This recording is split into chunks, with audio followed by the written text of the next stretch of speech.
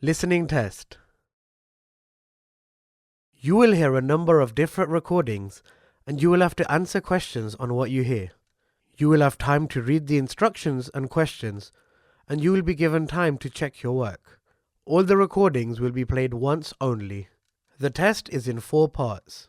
Now turn to section 1. You will hear 2 students, Jacinta and Lewis, discussing a holiday they are planning in Queenstown, a tourist center in New Zealand popular with young people. First, you have some time to look at questions 1 to 6.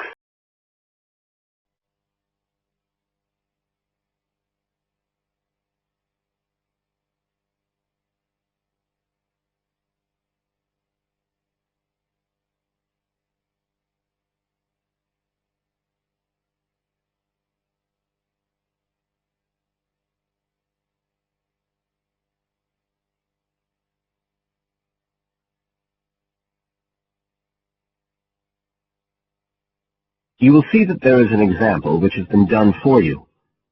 On this occasion only, the conversation relating to this will be played first.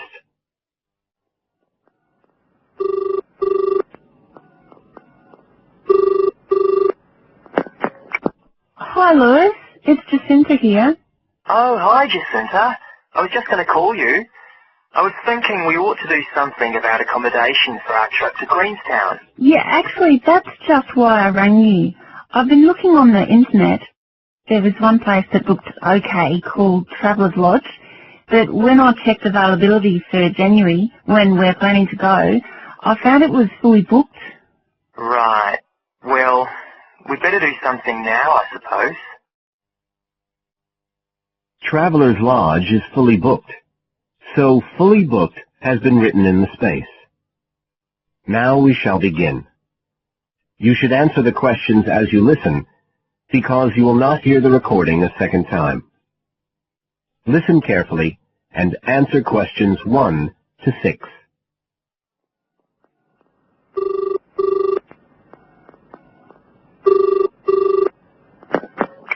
Hi, Lewis. It's Jacinta here. Oh, hi, Jacinta. I was just going to call you.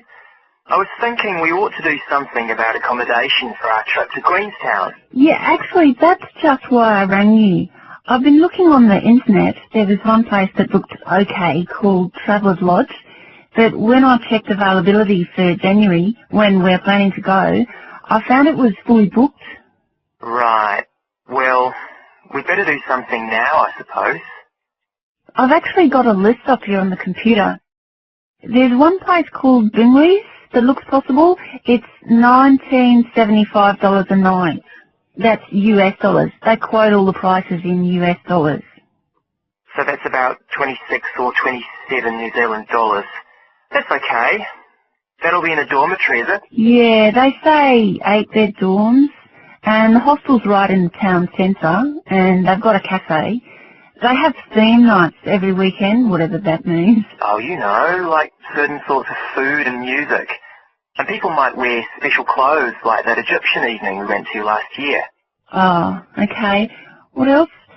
They've got a sun deck area, and then all the usual things, internet access and so on.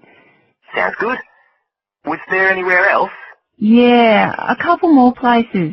There's one called Chalet Lodge, which is just 18 US dollars. That's for a bed in a 12-bed dorm. They do single and family rooms as well. It looks as if it's a bit out of town. Says it's got an alpine setting, a quiet alpine setting. What do you think? Not sure. But actually it's not far out at all. It says 10 minutes walk from town, so... Oh, and it says it's children friendly. I'm not so sure about that. What about the third place? That's called Globetrotters. Let's see. They do private rooms or 5-bed dorms for $18.50. It's in the centre, just by the lake, and that includes breakfast. Didn't the other two? I don't think so. They didn't mention it, so probably not. Oh, and it says something about a free skydive. Wow. Don't know if I'm all that keen on jumping out of aeroplanes. Oh, Actually, what it says is you can win a chance to do a skydive. They give one away every day to one of the guests. Well, if I win it, you can do it. Anyway, do they have room? Yeah, I checked the availability. Shall I go ahead and book there then? Fine. You now have some time to look at questions 7 to 10 on page 89.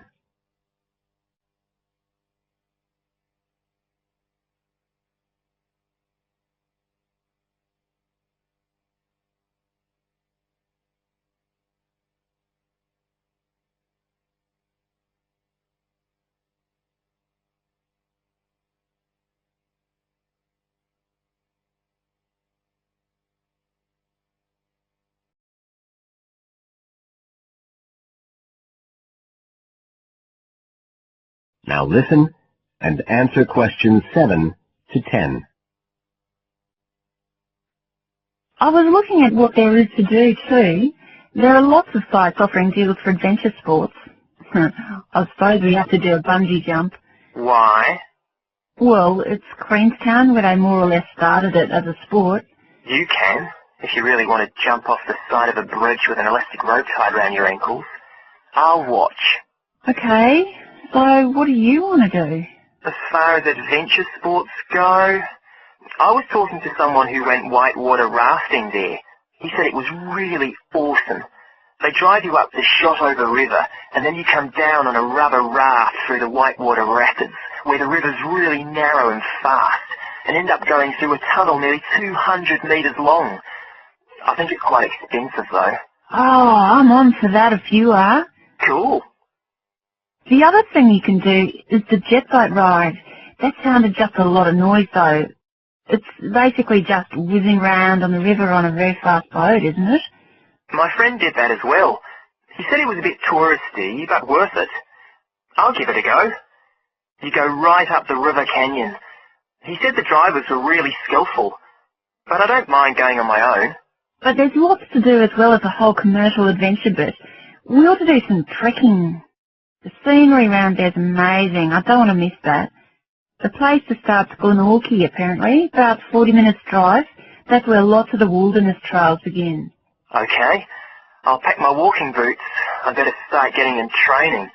I haven't done anything except sit at my desk for months. Now, is there anything else we need to decide? That is the end of section 1. You now have half a minute to check your answers.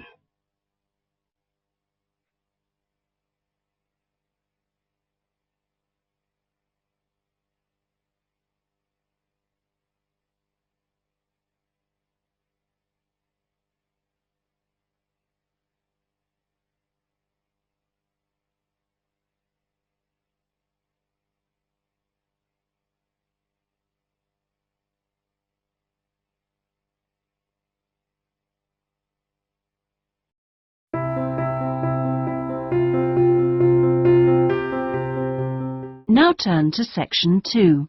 You will hear a local radio program about cycling courses in London. First, you have some time to look at questions 11 to 14.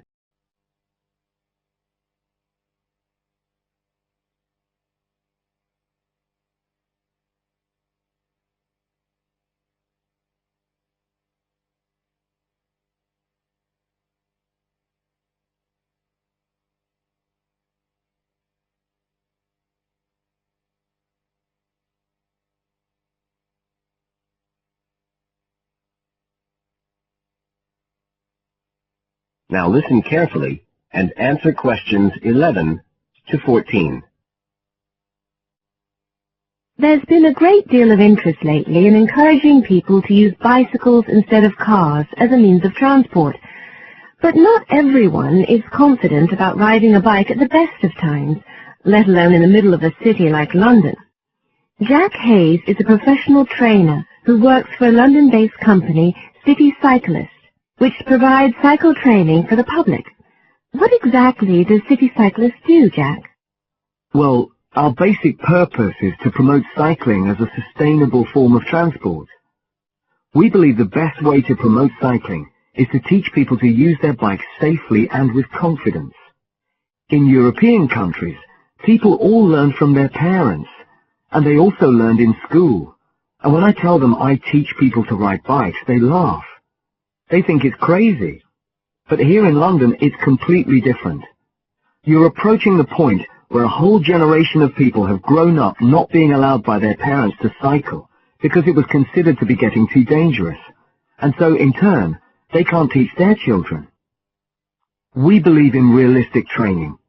So if someone wants to use a bike regularly, say to get to work or school, we aim to train them by teaching them to ride on the actual roads they'll use, so they can develop the basic skills they need and build up their confidence that way.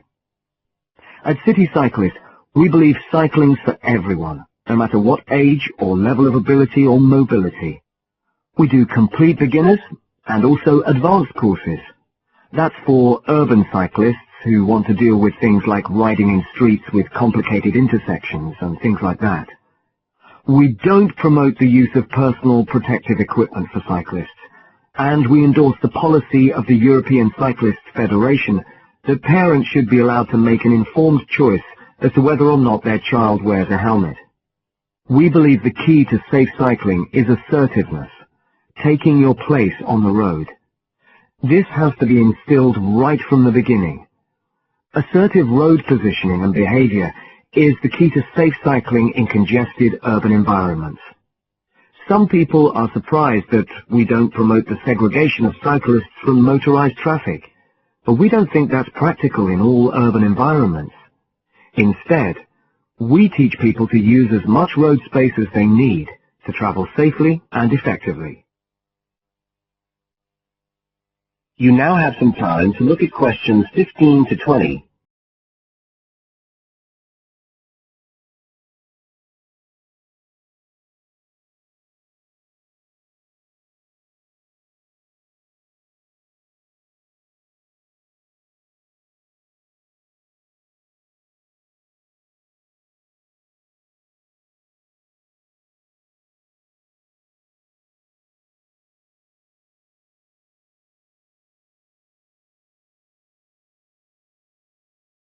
Now listen and answer questions 15 to 20.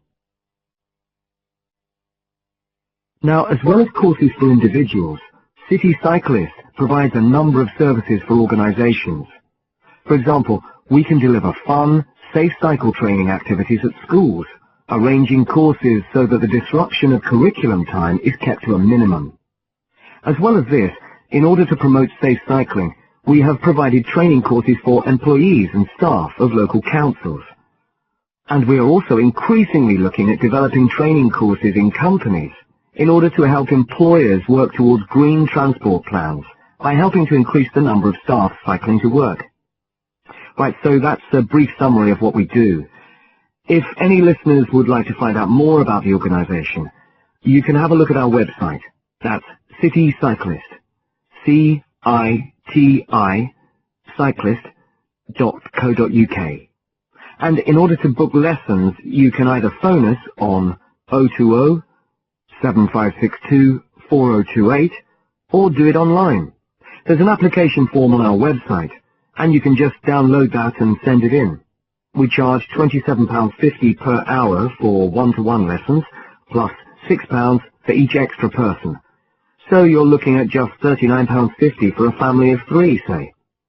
If you've never been on a bike in your life before, we reckon we can get you riding in 1 hour. And for most people, a course of road training usually takes 3 hours.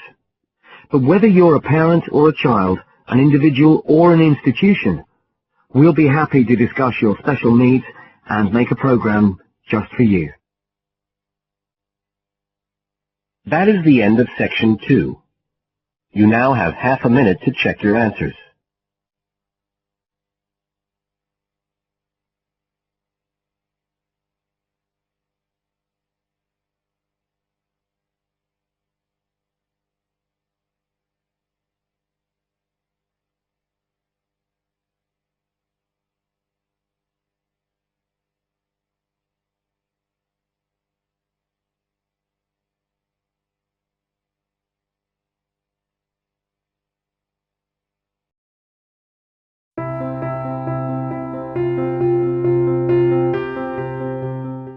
turn to section 3. You will hear two students, Sharon and Zhao Li, talking to their tutor about a presentation they gave the previous week. First, you have some time to look at questions 21 to 23.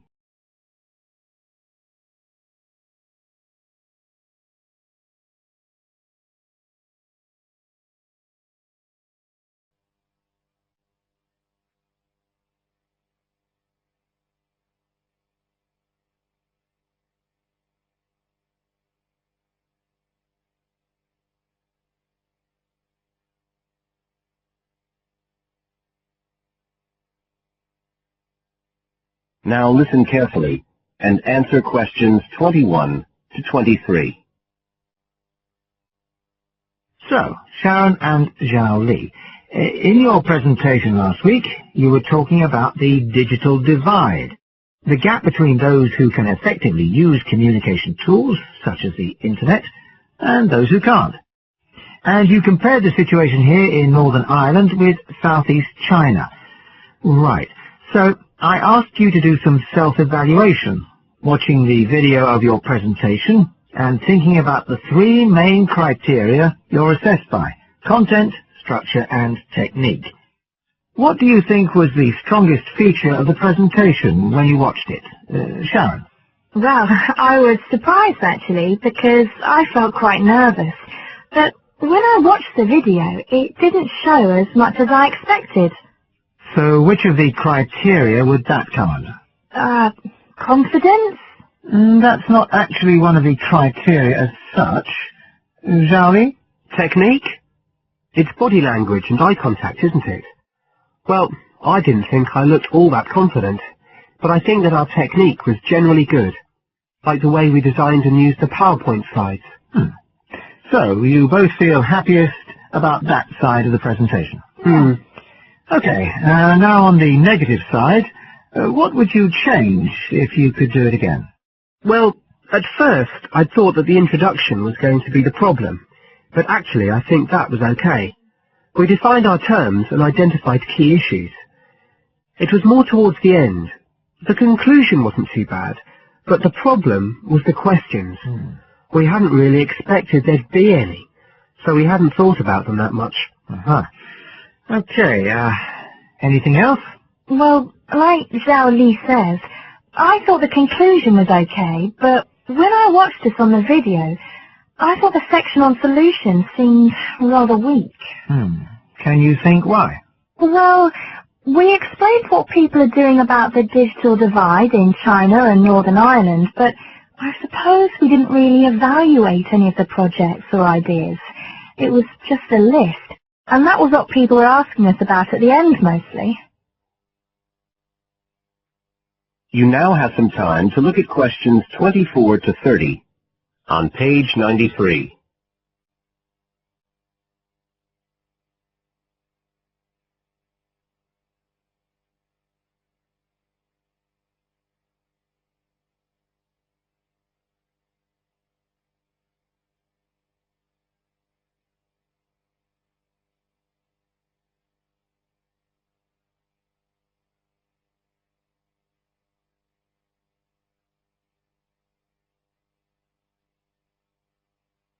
Now listen and answer questions 24 to 30.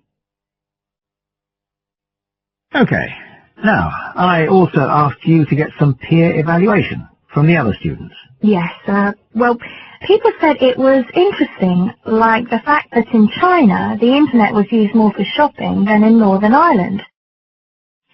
They said sometimes it was a bit hard to understand because we were talking quite fast, but we didn't think so when we watched the video. No, it's a bit different though, because you know all this information already.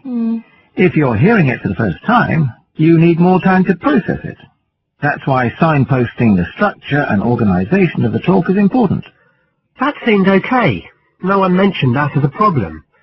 Some people said that we could have had more on the slides, like some of the other groups had nearly everything they said written up on the visuals as well. But other people said the slides were good. They had just the key points. Yes. And most people said we had quite good eye contact and body language. They all pointed out we'd overrun, They all said we were 5 minutes over, but we timed it afterwards on the video, and it was only 3 minutes. We were a bit unsure about the background reading at first, but I think we did as much as we could in the time. Anyway, no one commented on that under content, but one thing that did come out was that they liked the fact we'd done research on both Northern Ireland and China. Most other people had just based their research on one country. We managed to get quite a lot of data from the internet, although we had to do our own analysis, and we did our own surveys as well in both countries. So the class gave us best feedback for content, but it was all okay. Right. Well, that's quite similar to the feedback I'm giving you.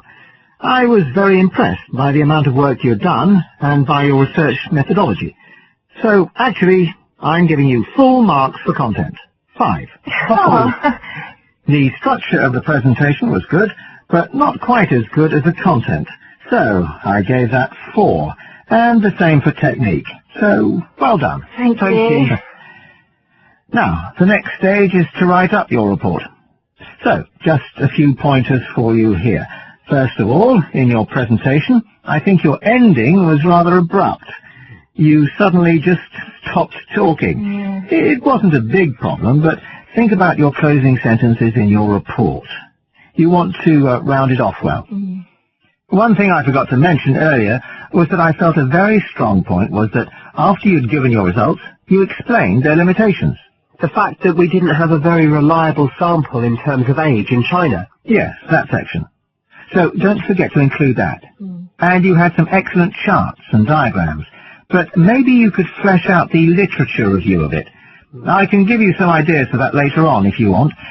Okay, is there anything else you want to ask? No, thank you. Thanks. That is the end of section 3. You now have half a minute to check your answers.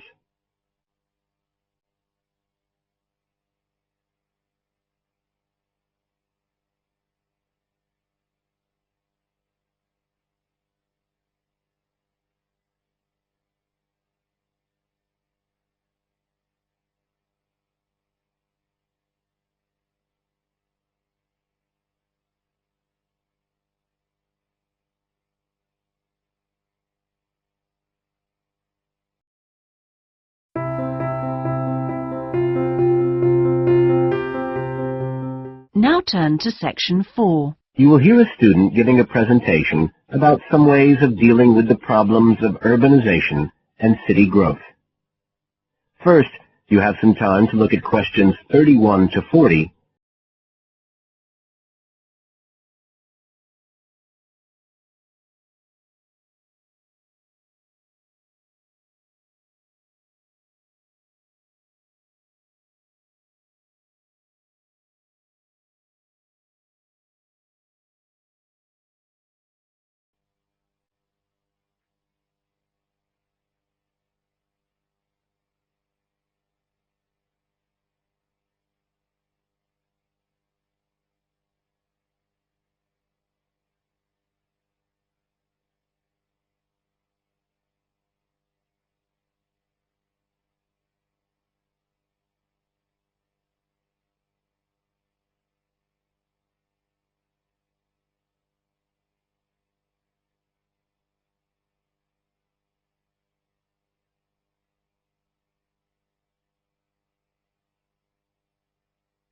Now listen carefully and answer questions 31 to 40.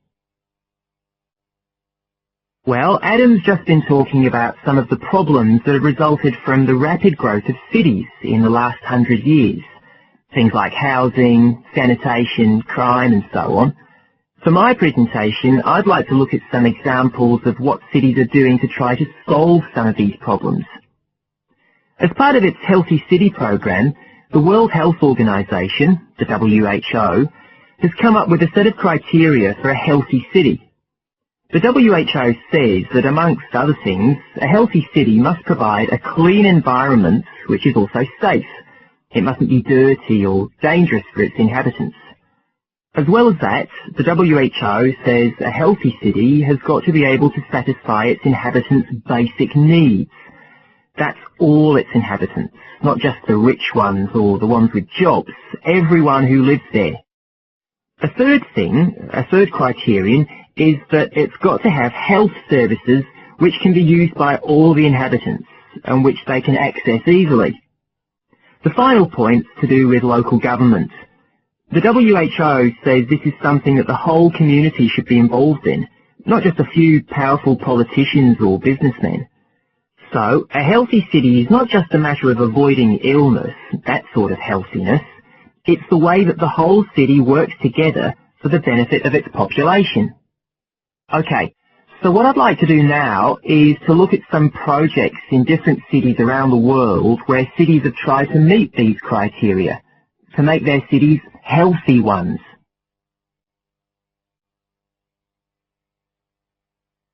Right. The first project I'm going to discuss took place in Sri Lanka, and this project was called the Community Contract System. Its aim was to improve the places where the poorest section of the population lived, the squatter settlements. Basically, the problem was lack of infrastructure, things like drains, paths, wells for water, and so on. So, a program was set in place to construct this infrastructure. But what was different about it was that the residents did this, the people who actually lived there, not people from outside. And this meant that not only did the people end up with improved housing and infrastructure, but also, because they had contracts with the community, it improved their chances from an economic point of view. So that's the way the lives of people in one urban environment were improved. The next project I'd like to discuss took place in the capital city of Mali in West Africa. This project involved setting up a cooperative to try to solve the problems of sanitation in the old central quarters of the city. One of the main problems was a lack of a system for garbage collection, which meant that there were a lot of insects, and this was causing disease. And again, it's interesting to look at who was involved in dealing with this problem. In this case, the cooperative involved students who had graduated from secondary school in getting a system going. As well as that, the cooperative set up a campaign to educate the public about the importance of good sanitation through showing films and setting up discussion groups among the local people, especially women and adolescents. And the outcome was an increased environmental awareness, which led to changes in household behaviour, as well as improved living conditions. Okay, the third project was in Egypt, just outside the capital, Cairo, which is a city that's grown very rapidly in the last few decades. This project was based in a women's centre in a poor area called Makatim. The aim of the project was to support girls, young women from the area from poor families. So these were women who had no education. They'd never been to school, so they were totally illiterate, and they had no chance of getting jobs. At the women's centre, they were shown how to sew and how to weave, and once they'd learned these skills, they were given the equipment, a sewing machine or a loom, so that they could make things to sell and had a chance of earning their own living. And this project has meant that these young women have greater status in the community, but as well as that, they can enjoy a better quality of life. So I don't think the problem is that cities are bad. This world and its cities have the resources to provide for the population that lives there. What it takes is a stronger will and a better distribution of resources. That is the end of section 4. You now have half a minute to check your answers.